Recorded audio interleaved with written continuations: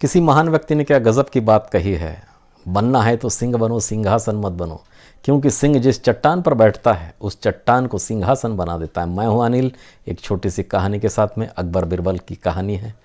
एक दिन अकबर बादशाह जहाँपना अकबर बादशाह बिरबल को पूछते हैं कि बिरबल बताओ कि अविद्या किसे कहते हैं। बिरबल झट से उत्तर देते हैं, कहते हैं जहाँपना इसके लिए मुझे 4 दिन की छुट्टी लगेगी। बोले क्या बात है, छोटे से सवाल के लिए छुट्टी? बोले हाँ, क्योंकि मैं आपके सवाल का जवाब देते देते पक चुका हूँ, मेरा दिमाग पक चुका है, मुझे सख्त आराम की ज़रूरत है। 4 दिन मेरे दिमाग को थोड़ा आराम चाहिए, उसके बाद मैं आपको इस सवाल का जवाब जरूर दूंगा कि अविद्या क्या होती है। महाराज बोले ठीक है, कोई बात नहीं, जैसी आपकी इच्छा। वहाँ से बिरबल निकलते हैं, सीधा एक मोची के पास जाते हैं। मोची के पास में बोलते हैं कि हमें एक जोड़ी जूती बनवानी है। जूती ऐसी बनवानी है कि जिसके ऊपर हीरे और जवाहरात लगे हो और जिसकी सिलाई सोने के धागे से यानी सोने के तार से की गई हो। तो वह व्यक्ति पूछता है, मोची पूछता है कि बिरबल आप इतनी अच्छी जूती किसके लिए बनवा रहे हो? तो बिरबल कहते कि आपने बिल्कुल सवाल और जवाब करना नहीं है, जूती किसके लिए बनवा रहे हो, केवल आपसे जो कहा जाता है वो करो, जूती बनवा दो। और हाँ, जूती बनाने के बाद में आपने भूल जाना है कि ये जूती आपने बनाई है। बोले कोई बात नहीं, 3 दिन लगेंगे मुझे जूती बनवाने के लिए। तीसरे दिन बिरबल वहाँ पहुँचते हैं, जूती तैयार होती है, बिरबल पैसे देते हैं और अंत में एक हिदायत फिर से दे आते हैं कि आपने किसी को बताना नहीं है कि जूती आपने बनाई है। बोले कोई बात नहीं। बिरबल जूती उठाते हैं, एक जूती अपने घर में रखते हैं, दूसरी जूती रात को ले जाते हैं किसी मस्जिद में जाके फेंक देते हैं। दूसरे दिन सुबह मौलवी साहब वहाँ आते हैं नमाज अदा करने के लिए। उनकी नज़र पड़ती है उस जूती के ऊपर।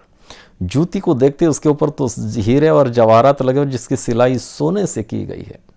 उन्हें लगता है ये तो अद्भुत जूती है, ये किसी साधारण मनुष्य की नहीं है, जरूर यहाँ पे कल ऊपर वाला आया, उसने अपना नमाज अदा किया और ये जूती छोड़ के चला गया। वो जूती उठाते हैं, अपने आँखों से लगाते हैं, अपने माथे पे लगाते हैं, उसे चूमते हैं और धीरे धीरे जब वहाँ पे सुबह नमाज अदा करने लोग आते हैं वो भी देखते हैं, हक्का बक्का रह जाते हैं।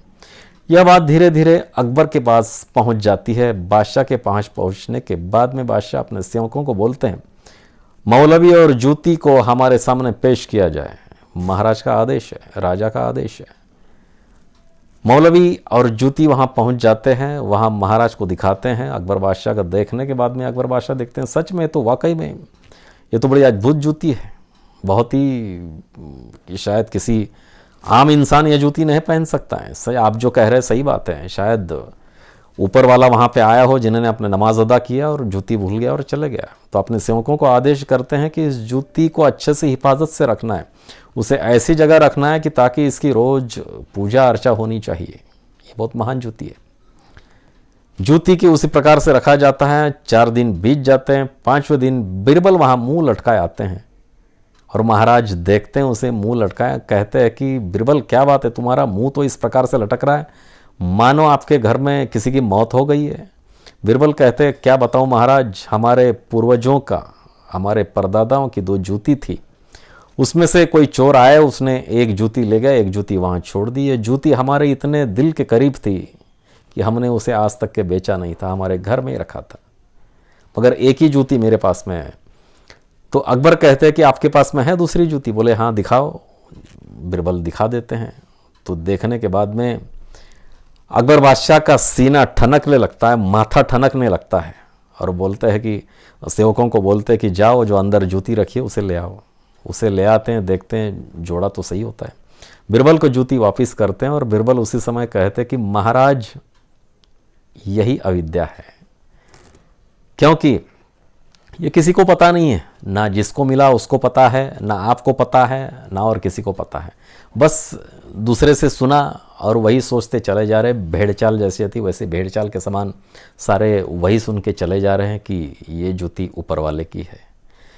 इसी प्रकार से हमारे साथ में भी यह बात इम्प्लीमेंट होती है। चाहे हम जिस प्रकार से चाहे कोई भी कार्य करें, किसी भी फील्ड में हो, किसी भी क्षेत्र में हो, चाहे हम बिजनेस करते हो, चाहे स्टूडेंट हो या चाहे घर में हो, हर किसी के साथ में होता है। हम किसी की कहानी मान लेते हैं, हम किसी की सलाह मान लेते हैं और किसी की मान के उसी के साथ में चलते हैं। तो ladies and gentleman, guys and girls, मैं आपसे एक बात बताना चाहता हूँ, अपना ओपिनियन रखो, उस ओपिनियन पे अटल रहो और अपना ओपिनियन बना के अपना ही उसको आगे बढ़ाइए। यही आपके काम में आने वाली है। दूसरी के कही सुनी बातें आपके काम में आने वाली नहीं हैं। किसी और के सोच में आपका फ़ायदा नहीं होगा। आपकी अपनी सोच होनी चाहिए, आपकी अपनी राय होनी चाहिए। जिंदगी में बनना है तो सिंह बनो, भेड़ मत बनो। जाते जाते अनिल यही बात कहेगा, हिम्मत के साथ में, अपने ओपिनियन के साथ में, एक जिगर के साथ में कुछ कर दिखाओ ऐसा जो दुनिया चाहे करना आप जैसा।